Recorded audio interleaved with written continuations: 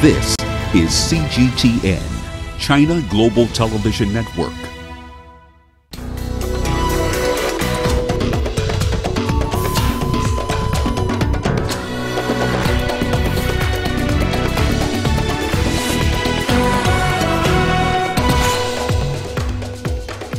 Soldiers who marched to the Ethiopian Prime Minister's palace unannounced handed jail terms. Humanitarian agencies appeal for urgent financial assistance for vulnerable groups in South Sudan. And why the rising population in Egypt is becoming a serious social and economic concern. Welcome to Africa Live on CGTN. As always, great to have you with us. I'm Richard Searle-Nta. Let's take a look at other top stories making headlines. The government in DR Congo blames opposition leaders for the spike in violence ahead of a presidential poll. And what South Africa is doing to reduce the high number of road accidents associated with December festivities. We begin this broadcast in Ethiopia, where a military court has jailed 66 soldiers for between 5 and 14 years for marching on Prime Minister Ahmed's palace in October. The court ruled that they had broken military ethics. The 66 were among 200 soldiers in military gear who descended on the compounds of Abiy's residence and office while armed. They met Abiy in what the government initially said was a bid to press for a pay rise. But Abiy, who was shown on state television that day doing push-ups with the soldiers, subsequently said the group had hideous aims to stop reforms in the country, including assassinating him. Since his appointment, Abiy has acknowledged and condemned abuses by security forces. All right, to get the latest developments in Ethiopia, we are joined on the line from Addis Ababa by CGTN's Giram Chala. Giram, the security threat to Prime Minister Abiy Ahmed was very worrying during that incident with the soldiers. What more can you tell us about the verdict against them? Good evening. That situation was terrifying for the entire country, perhaps for the continent of Africa as well. When the news was heard, it was pretty shocking. As you said, it was more than 200 soldiers, military commanders to be more specific, who marched to Prime Minister Abiy's palace to raise what they call their issues regarding pay and benefits. Now the military court has decided that these soldiers, out of the 260 of them to be sent, or more than them, to be sentenced from 5 to 14 years of imprisonment by the martial court of the Federal Defense Forces. As you also understand, the rest of them should be also facing some type of punishment or administrative measures. So in this regard, the government has announced, the military has announced that the rest out of the 66 were also, are still facing administrative measures, and others are also taking lessons out of this. One thing is for certain here, that the entire military was outraged, and the government, through Prime Minister Abiy Ahmed, said this should not happen again in this country. Otherwise, the nation may not exist as is if the military revolts. So this was more of a symbolic, at the same time addressing this bigger issue that we have heard today. All right. And we are getting reports of an escalating ethnic conflict south of Ethiopia. What are the casualty figures, and what is the government doing to restore peace and security? Well, over the past few months, across Ethiopia, we can comfortably say there are conflicts coming up here, and there are conflicts, most of them because of this ethnic violence. In the southern Ethiopia region, we've seen that. In the western part of the country, we've seen that. Northern. Now the south western part of the country, especially in the area called Moyale, bordering Kenya, we are hearing conflicts which are claiming lives of people. These conflicts are mainly caused by the usual ethnic Somali people residing one, besides the other. Now, what the government is doing is interesting, because the government is trying to address this problem three ways. One, through the federal government trying to negotiate matters and also, solve the root cause of this conflict, which is the problem of land. The two regional governments of the Oromia regional state, because Ethiopia is a federal state, as you might understand, so Oromia regional state and the Somali regional state are trying to collaborate with one another and solve the problem through administrative measures and others. The third and most important is through using elderly so that problems could be solved by discussions and using cultural means of conflict prevention and solving the already existing problem in the area. So far, lives have been lost. The government is trying to mitigate the problem, and we have heard earlier today that things are coming down, but still there is work to be done on the ground. All right, thank you for your insight and analysis. That was Giram Chala reporting from Addis Ababa. In South Sudan, humanitarian groups are appealing for $1.5 billion to provide urgent and life-saving assistance in 2019. This will be channeled to 5.7 million people affected by conflict, hunger, and displacement. CGTN's Patrick Oyet reports. Aid agencies say South Sudan remains in the grip of a serious humanitarian crisis. The effects of years of conflict and violence against civilians have destroyed people's homes and livelihoods. Almost 2 million people are internally displaced, and 2.2 are outside of the country. And the estimation for this year, for the number of people who require assistance, is still roughly about 7 million, same as in last year. South Sudan's government says it's doing all it can to end violence in the country. Peace has come home, and with peace, it does not mean that the suffering, the need will vanish.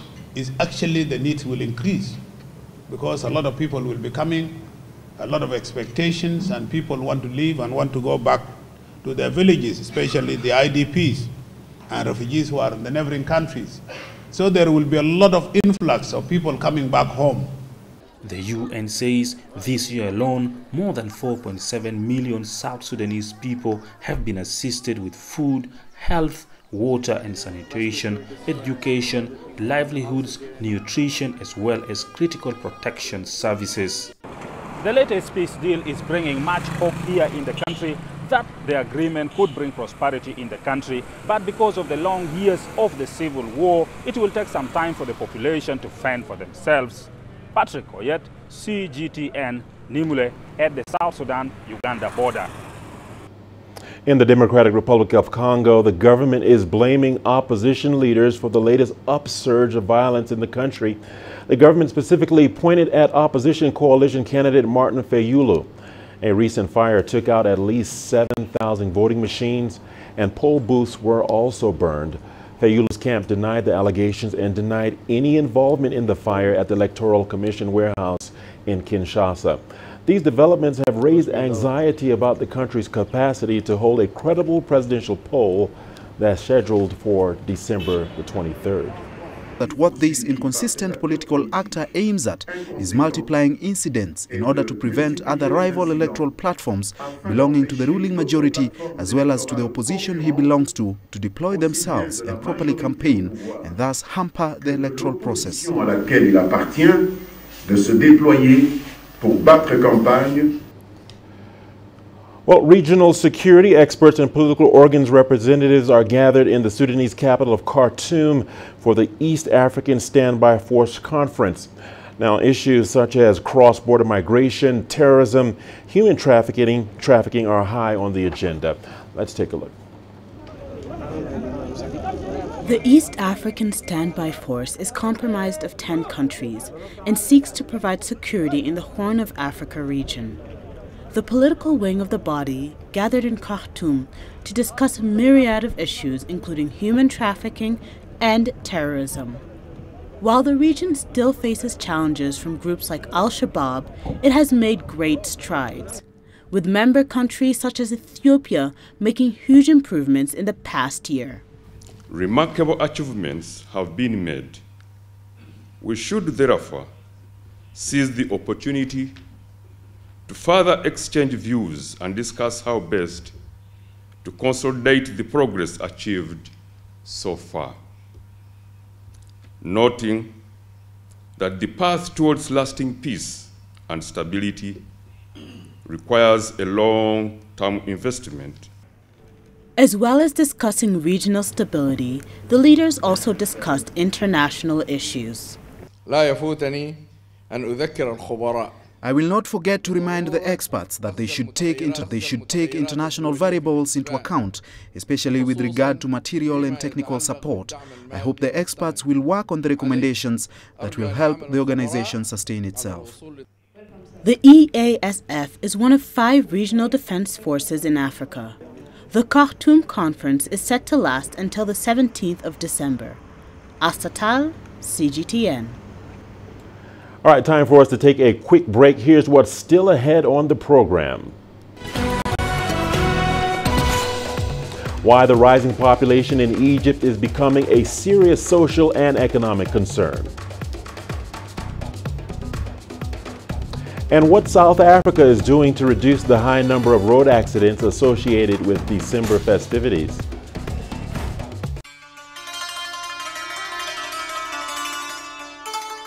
Osiris is not a human, he's a god. He's the symbol of justice, he's the symbol of everything good in ancient Egypt. He is all about rebirth and resurrection.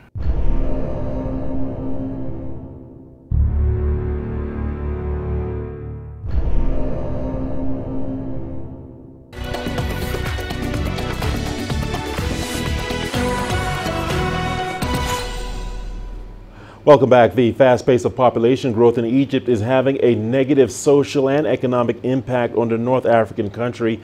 The rapporteur of the National Council of Population, Dr. Amr Hassan, said the number of Egyptians living in the country has reached 98 million. Hassan warned that if the current growth rate continues, Egypt will be home to 119 million nationals by 2030. Yasser Hakim has more. Let's take a look. According to National Survey Institute, CAPMAS, a new baby is born every 15 seconds. That amounts to over 2.5 million newborns every year. The country doesn't have the proper services and infrastructure to maintain such a fast-growing nation. The government has been complaining that the high birth rate is hindering economic reforms. This huge population growth needs more services on an annual basis. For example, more healthcare, more hospitals and schools to provide the necessary education. But the state budget cannot withstand such increases. It requires a high 7% economic growth to keep up with the birth rates. Currently, the economic growth is 4%, and the government is targeting 5.5% in 2019. This means aggressive economic reforms would not be effective at this rate. That's why the government has put in place a national strategy to reduce population growth. Besides the ongoing awareness campaigns, which alone are not enough, the government has issued a law to be adopted in 2019 whereby the families with more than 2 children will not benefit from the monthly food subsidies or any other education and monetary benefits supplied to the poor. The government has also embarked on huge mega projects to construct 13 new cities, including a new administrative capital, to create homes for the growing population. At this rate, the population will increase from 98 million to 120 million by 2030. But the government hopes it can target 111 million instead of 120 in the next 10 years. Yes, Hakim for CGTN, Cairo. Traffic authorities in South Africa say that there is an urgent need to enact stringent laws for motorists. This is to shift their attitude in efforts to successfully deal with the current high road death toll. Traffic volumes across the country's major holiday destinations continue increasing as motorists make their way to their preferred holiday destinations. CGTN's Yulisa Njamela has this story. Traffic officials have their hands full on a constant basis as motorists and their passengers make their way to different destinations. The volume of traffic going out of the economic hub, Gauteng province, has been steadily increasing. And the number of fatalities on the roads continues to be a source of worry for authorities. At this time of the year, thousands of people travel to their homes, to holiday destinations and to places of worship. Others travel to neighboring countries such as Zimbabwe, Botswana and Mozambique. Roadblocks and traffic law enforcement operations have been intensified this week as it is the second peak travel period. Traffic officials are deployed across the country to ensure safety of the travelers. Without this kind of visibility, the kind of accidents definitely would have increased. If there was no police visibility, if there were no roadblocks, if there was no drunken drivers arrested and reckless drivers arrested, the accident rate would definitely have been even higher than what currently is. A number of arrests have been made. The arrests are for, amongst others, drunken driving, speeding and reckless road behavior. We're also checking on driving licenses and also to see that vehicles are roadworthy, that the license discs on the vehicles are valid, and for general road safety. And the importance of being visible, especially at this time of the year, with many people going onto the roads, with many people driving from one province to the other because it's festive. Other people are going on holiday, others are going to visit friends and family.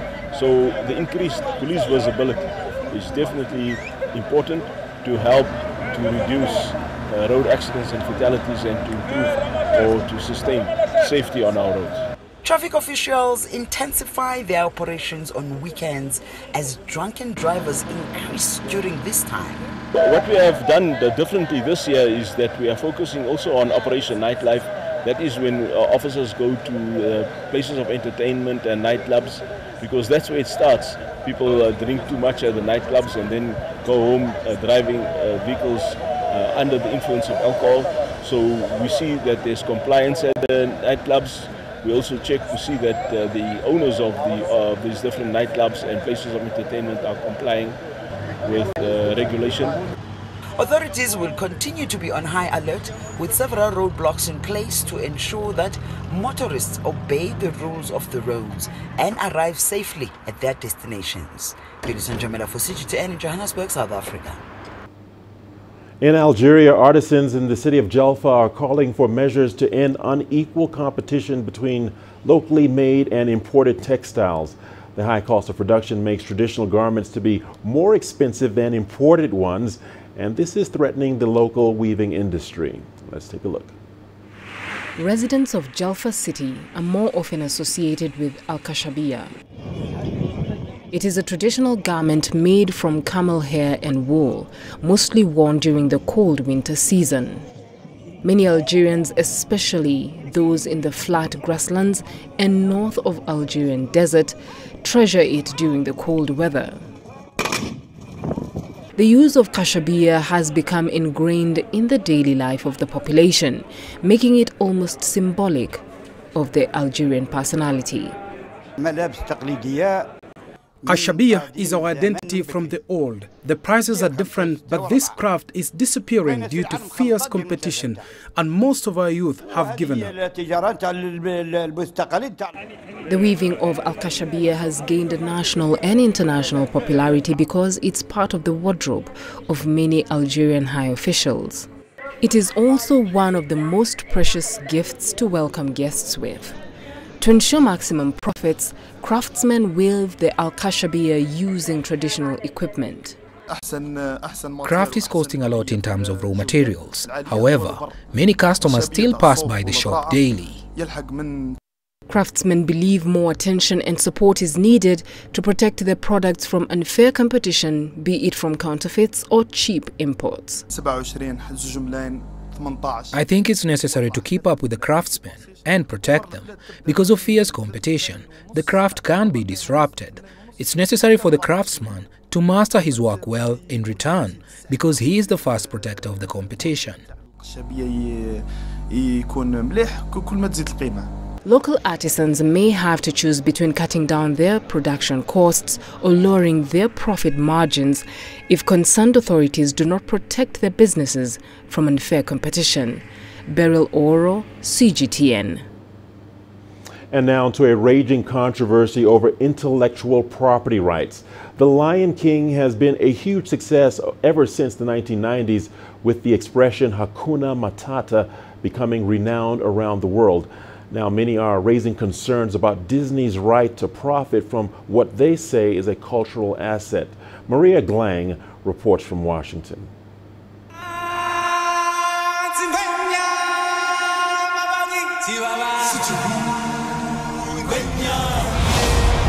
The Lion King, a much-anticipated live-action remake. It's hit in cinemas around the world in 2019. But the hype hasn't all been positive. It's shining a spotlight on the issue of cultural copyright because of two little words: Hakuna Matata. Hakuna Matata. No worries, or something like that, right? That means no worries. For the rest of your days. For the rest of your days. Do you know what... Were we right? Yes, correct. Do you know where that's from? Oh, I got this. Swahili? Is it? Yeah. Oh, awesome. I would say it would have to be from somewhere on the continent of Africa. Not specific. I don't know what specific country. Hakuna Matata. What a wonderful phrase. Hakuna Matata. Ain't no passing craze. It means no worries. Made globally famous in 1994 by Disney's blockbuster hit, the catchphrase Hakuna Matata is actually Swahili, and it's used almost daily in parts of East and Central Africa. It's also a lyric in the 1982 Swahili song Jambo Bwana by Kenyan group Them Mushrooms. Swedish pop group Boney M was among other bands that also recorded versions in the 1980s. Jambo Bwana. You are welcome. And it's still performed today by hotel bands across East Africa. Recently, many Kenyans and other Swahili speakers were shocked to discover that Disney had trademarked the catchphrase back in 1994, mainly for merchandising purposes. Many are questioning Disney's right to profit from what they say is a cultural asset. Kenyan lawyer Liz Lenjo says cultural assets aren't that easy to define in a legal sense. We have to investigate what do we mean by cultural assets. If you're going to talk about maybe a technique of bidding that we can say comes from, I don't know, the Taita community or the Maasai community, then that is different. But then again, the question of how can you identify this technique becomes another question. This isn't the first time the issue of cultural asset appropriation has come up in the business world. Back in 2014, South Africa successfully stopped an attempt by France to trademark the name rooibos, which is the name of a red bush tea grown only in South Africa. But just because Disney has trademarked the phrase Hakuna Matata, does that mean it's totally out of bounds around the world? So a Kenyan firm can use it. The question is where. Like I said, intellectual property is generally territorial. So you then look at, is it registered in my country? If it's not registered in my country, it's fair game. If the transaction has happened here and it's not happening in the US territory, then there's no infringement. The issue of cultural copyright is still murky legal territory.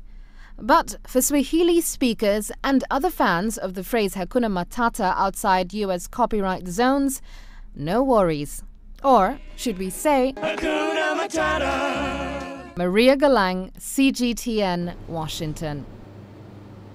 Hakuna Matata. We've got your sports news coming up. Time for a short break, but here's a look at what's ahead.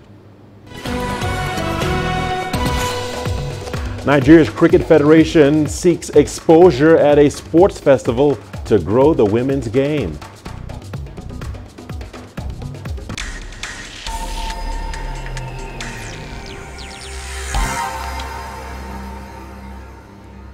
We begin in Nigeria, where the participation of women's cricket teams in the National Sports Festival has got authorities reflecting on how to grow the women's game.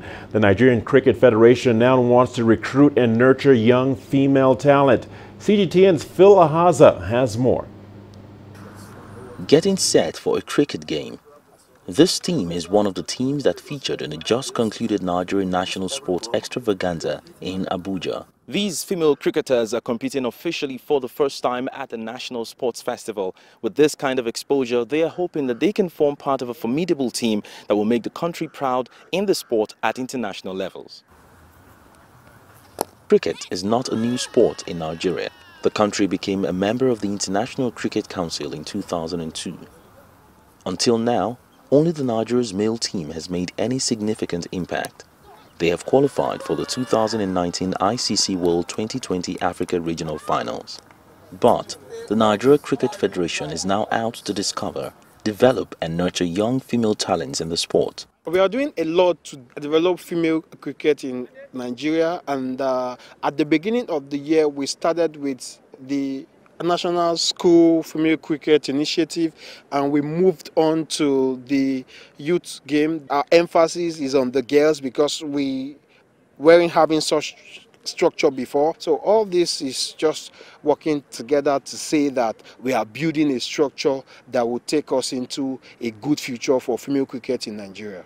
And talented female cricketers are starting to emerge. I started playing cricket in 2008, that's approximately 10 years now, and I play the game because I love it. I enjoy the game while playing it, and my aim is to be one of the best female cricketers in Nigeria. My dream is to be one of the best female cricketers in the world, not just in the country, and most importantly to be able to develop the young female cricketers, mostly in my country. However, officials say the government will need to do more to sustain the development of female cricket in the country. You cannot play or develop the game without having the right kind of facilities. We should have the right administrative backing. We should be able to put up a financial structure that we can source funds from and to sustain the development, because we cannot be entirely dependent on grants alone. Nigeria has been invited for the first time to feature in next year's Female World Cup qualifiers. The hope is that with better preparation and more government support, the team will excel at the tournament. Phil Ihaza, CGTN, Abuja, Nigeria. And let's talk a bit of football. Copa Libertadores champions River Plate stepped up their preparations ahead of their FIFA Club World Cup semifinals. Rivers will face the winners of Saturday's quarterfinals between Arabian Gulf League champions Al Ain and African Champions League winners ES Tunis, which is currently underway. Attacker Ignacio Skoka could be set to take on his former club and host Al Ain, where he made 19 appearances and scored 9 goals before his return to Argentina. He admitted it has been difficult to ignore the fallout following River Plate's hotly contested win over arch rivals Boca Juniors in the Libertadores finals. It's normal that after much pressure and much time in Argentina with the problems that happened with this important victory, we now have been able to relax a little, and we've had the fortune of being able to recover for some time. Now we are starting to look ahead, and we are all good, relaxing here and leaving everything behind. Well, that's it for this edition of Africa Live. Remember, you can send your feedback to the contacts on the screen and follow us on digital media platforms.